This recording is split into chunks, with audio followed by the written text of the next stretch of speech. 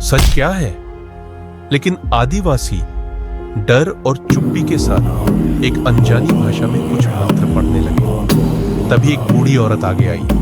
उसकी आंखों में अजीब सी चमक थी।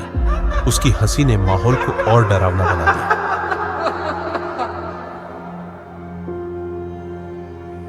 उसने एक शब्द बोला, कांतारा, और उसकी उंगली एक प्राचीन गुफा की ओर उठी।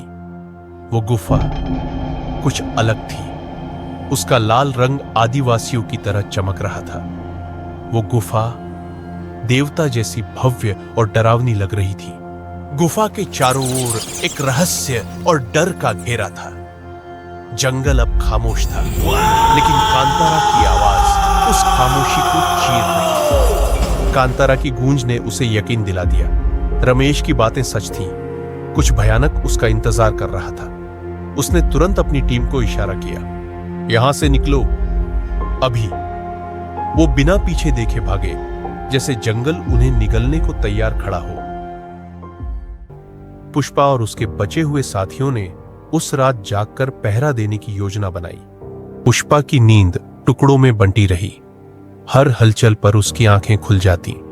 और रमेश, उसने पूरी रात एक पल के लिए भी आंख नहीं मूंदी। पहली रात के बाद पुष्पा को लगा कि अब सब ठीक हो गया है। सुबह होते ही उसने फोन पर मदद के लिए कॉल किया, लेकिन गांव वाले, उनकी दिलचस्पी खत्म हो चुकी थी। डर और गुस्से में वो उसे मौतों और विनाश का जिम्मेदार ठहराने लगे। और जो मदद उसने मांगी थी वो कभी आई ही नहीं। दूसरी रात आई। इस बार थकान ने रमेश को भी अपनी गिरफ्त में ले लिया, पर जंगल की नींद टूट चुकी थी। और फिर रात की खामोशी एक भयानक चीख से टूट गई। पुष्पा भागता हुआ बाहर निकला।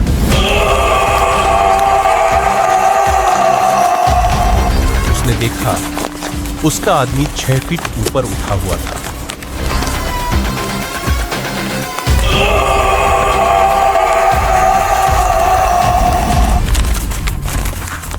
चींटियों का एक झुंड उसके शरीर को जिंदा खा रहा था।